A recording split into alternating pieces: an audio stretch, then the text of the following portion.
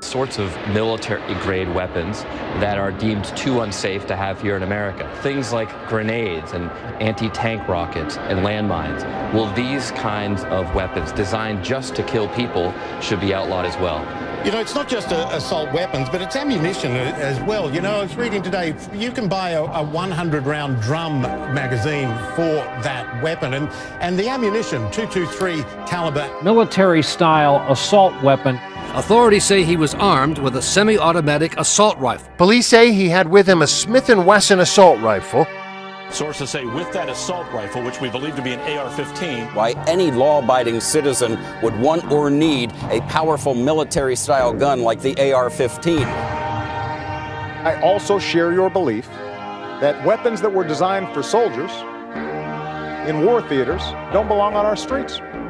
I care passionately about. So here is my position, loud and clear. I'm in favor of a nationwide ban on military-style semi-automatic assault weapons and high-capacity magazines. I want to close the gun show loopholes and require private dealers to run background checks on buyers at gun shows. And I'd like to see the president increase federal funding for mental health treatment. Could possibly enter that school property with an automatic weapon and murder innocent children, students, teachers. All right, so what is the AR-15? Contrary to popular opinion and what you've been hearing, AR stands for the company that patented the rifle, Armalite. And after some time, they sold the rights of the name to Colt. And we can see here what this says. The Colt AR-15 is a semi-automatic rifle. It is a semi-automatic version of the United States military M16 rifle, which is an assault rifle. Selective fire, what does that mean? Because selective fire with a detachable magazine is what makes something an assault rifle. First assault rifle was this guy right here, the STG-44, Sturmgewehr 44, developed in Germany during the Second World War. And selective fire means that it can be fired in semi-automatic, burst, and or fully automatic mode. And these modes are chosen via a selector switch that we can see right here, which on the AR-15 your only settings are safe and semi-automatic fire. It makes no sense to me as a reasonable human being and a father. What's more, we're all tired of hearing reporters, let alone comics, discuss mass carnage. Reinstate the assault weapons ban. Sorry that we live in a world where there are people who will put a gun before your life. Wide availability of guns. Second Amendment, I guess, our forefathers wanted us to have AK-40 is the argument, I assume. Orlando, Newtown, Aurora, San Bernardino, every one of these shootings, murders, automatic or semi-automatic rifles, which are not weapons you use for self-defense. Because he had 42 guns. Why does our law allow someone to have 42 guns? I mean, are you arming a militia? What person needs 42 guns? Well, they are afraid that they're going to lose their gun rights. Critics claim that certain features of these rifles make them especially dangerous in the wrong hands. A pistol grip that allows firing from the hip. A high-capacity magazine that holds 30 bullets. This is a ghost gun. This right here has ability with a 30 caliber clip to disperse with 30 bullets within half a second. 30 magazine clip in half a second. Aurora, Sandy Hook, We heard gunshots in 20. San Bernardino, shooting at my work, people shot. Pray for us. now Orlando. Senseless acts of terror perpetrated by different murderers acting on different ideologies, but with one thing in common: an AR-15 style rifle. So does mass media coverage of these shootings in fact lead to an increase in mass shootings? Here we are, crime analysts are warning that the way the media covers events like this can increase the likelihood of future shootings.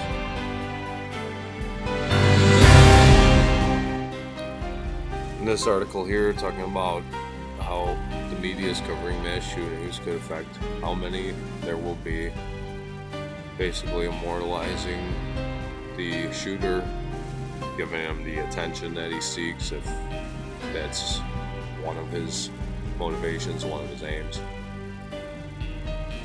And it also goes on to state that when media coverage of suicide was increased, the amount of suicides increased. There's evidence to show that this contagion effect may also be the same with how they cover high-profile shootings such as this one.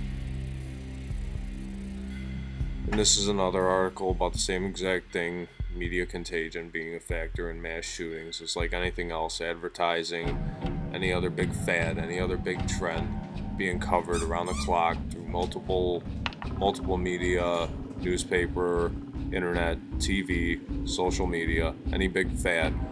The more you cover it, the more it catches on. It's basically advertising for it. And you're raising awareness to this thing. And you're going to cause more of it to happen. And right here is another interesting point. This is what I've been saying the whole time. That the media saying that the public has a right to know these things is masking their agenda to just keep the numbers up by covering these big sexy stories. Nicholas Cruz had an AR semi-automatic rifle in his possession when he was arrested. It's an extremely popular rifle and has been used in mass shootings in Aurora, Colorado, Newtown, Connecticut, San Bernardino, Sutherland Springs, Texas, and in Las Vegas. This happens nowhere else other than the United States of America. This epidemic of mass slaughter, this scourge of school shooting after school shooting. Does a 19-year-old have? What business does a 19-year-old have in having an AR-15? So this is violent crime versus gun ownership. Gun ownership in the orange, crime in the blue. Ownership in the blue, violent crime going down in red. It's the same thing in bar graph form from 2000 to 2014. The red is a crime. Top killers in the United States, firearms right there at the bottom. How many of these killings are actually mass shootings? If you want to protect yourself, get a double-barrel shotgun, have the shells, a 12-gauge shotgun, and I promise you, as I told my wife, we live in an area that's wooded and somewhat secluded. I said, Jill, if there's ever a problem, just walk out on the balcony here or walk out, put that double-barrel shotgun and fire 2 blasts outside the house. I promise you, whoever's ever coming in is not going to, you don't need an AR-15. It's harder to aim, it's harder to use, and in fact, you don't need 30 rounds to protect yourself. Buy a shotgun. Buy a shotgun. Is it against the law to carry an open firearm like that? Well, let me answer your question. No, it's not. I've done nothing illegal. But yet this guy decides he wants to run me against the car when I've done nothing. Disarm you. No, he has. We were just shopping at Walmart, or citizens who obey the... having a pistol on. When I have a second... Right or wrong? I have a Second Amendment right to carry a firearm and protect others in case of... Legal citizen, legally carrying a gun, unless you know that I'm a felon, which you don't know. Do I look like a felon? Do I look like any known felons? It looks like a list that y'all have of known people that you're looking for. I don't look like any of them. Well, that's not your decision to make. It's your job to uphold the laws here of the state of Michigan. Listen, man, what's your problem? You just need to see your ID real quick. My problem is that I'm doing nothing illegal. All right. So you just stated that your reasonable cause for stopping me was that I have 2 sidearms. Get the camera out of my face. Get the camera camera out of my face. I'm not going to turn the camera down. No, I'm not going to stop video. This is for my safety. What crime was he arrested for? We can't tell you that. All right, well, could you let us know your name and badge number, please, officer? Rights, and now you're starting to interfere with our investigation. I'm not trying to interfere. I think it's just ask questions. Guys, take blocks. I'm going to ask you, and then I'm going to tell you. Leave. You're interfering with my investigation. Give police the power. If they see something on social media, if they see graphic pictures of rifles and blood and gore and guns and bombs, if they see something, horrific language, if they see a person talking about, I want to grow up to be a serial killer, we need to have the power to take that person and bring them before mental health professionals at that particular time, involuntarily, and have them examined. People are going to be rightfully so concerned about their rights, as am I. But what about the rights of these students? What about the rights of young kids who go to schools with book bags and pencils? Don't they have the right to be protected by the United States government to the best of our ability? All right, so Sheriff Scott Israel wants power to examine people. So here we go again.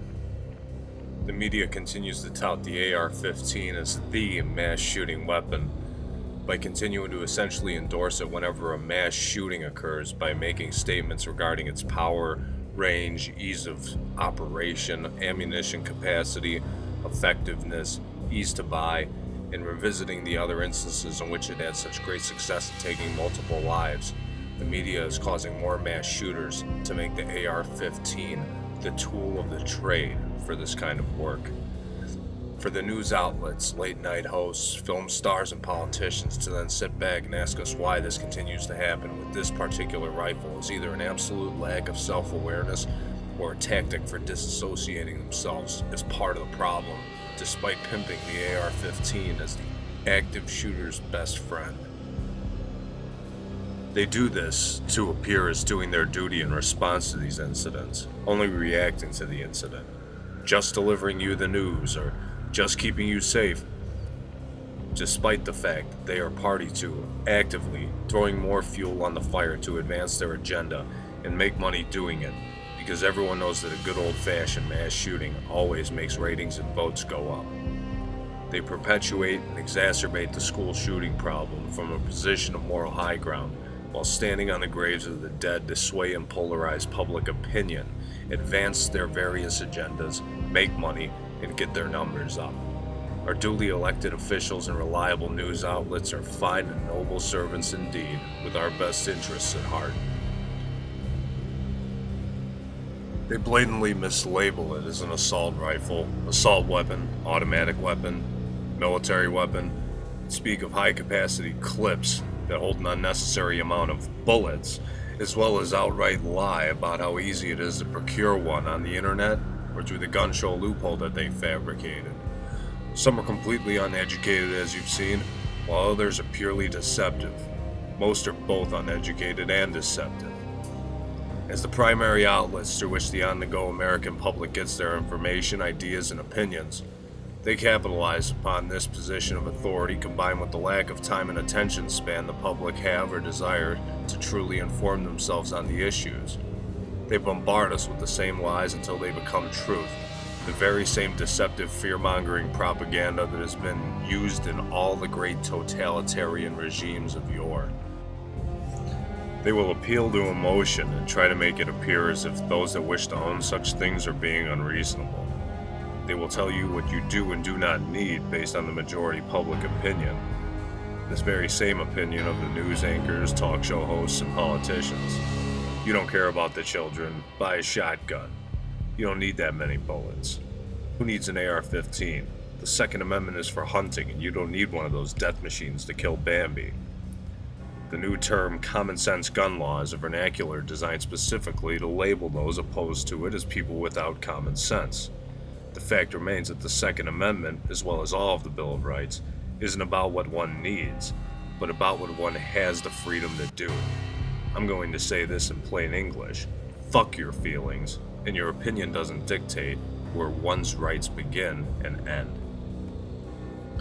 Furthermore, the unconstitutional denial of due process has never been easier. Citizens on the no-fly list are federal watch lists on which anyone can be placed for a laundry list of reasons without having committed any crimes, and medical marijuana card holders are levied the penalty of having their gun ownership rights stripped without the opportunity to face their accuser and plead their case.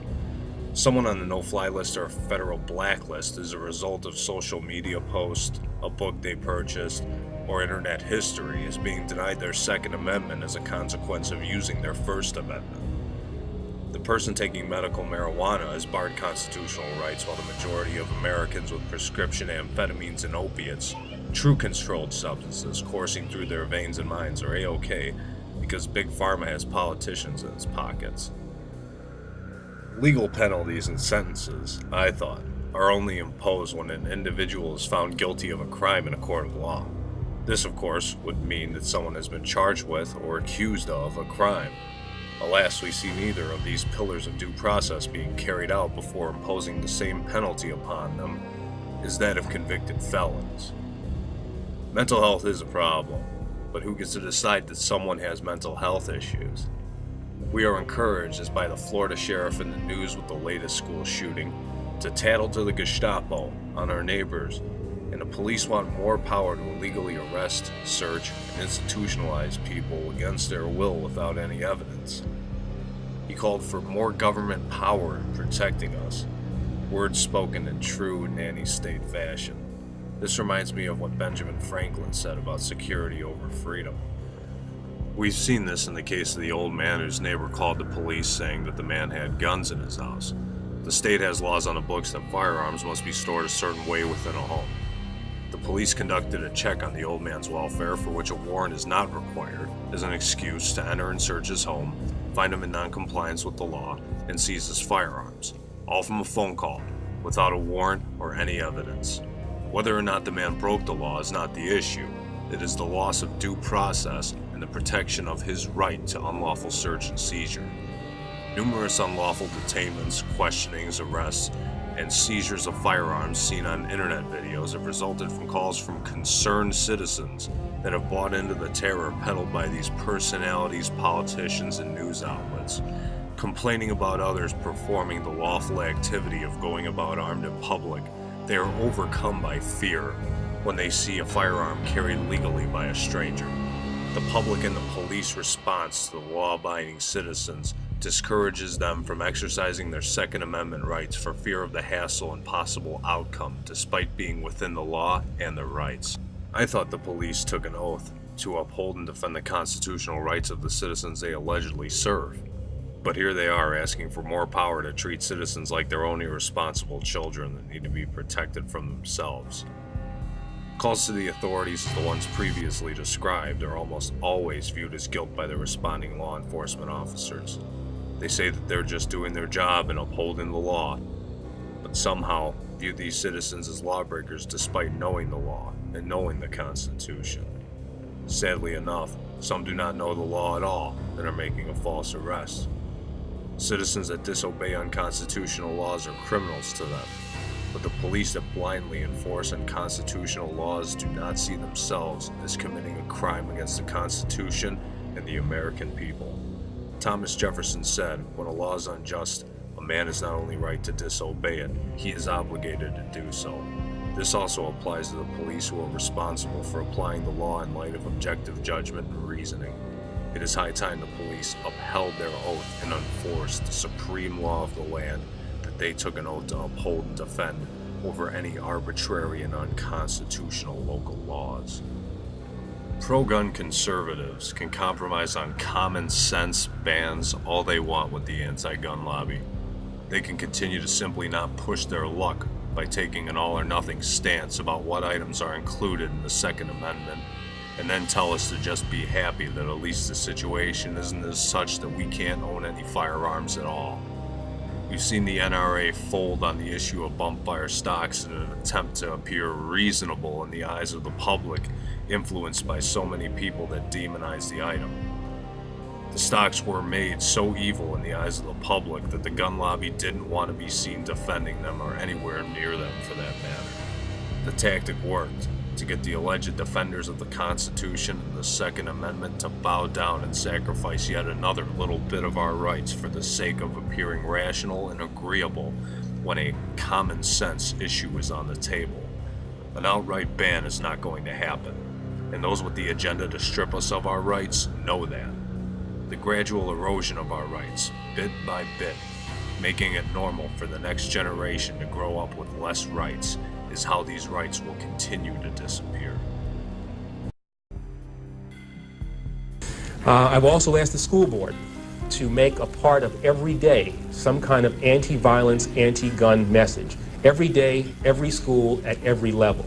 One thing that I think is clear with young people and with adults as well is that we just have to be repetitive about this. It's not enough to simply have a catchy ad on a Monday and then only do it every Monday. We need to do this every day of the week and just really brainwash people into thinking about guns in a vastly different way.